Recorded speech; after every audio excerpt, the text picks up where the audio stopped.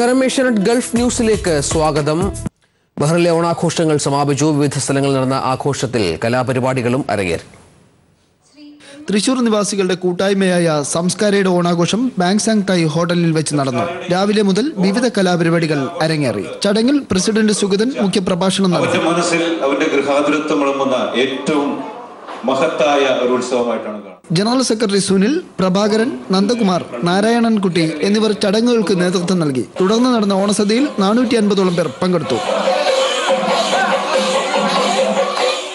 International trading കമ്പനിയുടെ ഓണാഘോഷം ടൂബ്ലിയിൽ വെച്ച് നടന്നു. 750-ൽ പരം പേർ പങ്കെടുത്തു. GK നായർ ഉദ്ഘാടനം ചെയ്ത ചടങ്ങിൽ നിരവധി പ്രമുഖർ പങ്കെടുത്തു. വിവിധ കലാപരിപാടികളും അരങ്ങേറി.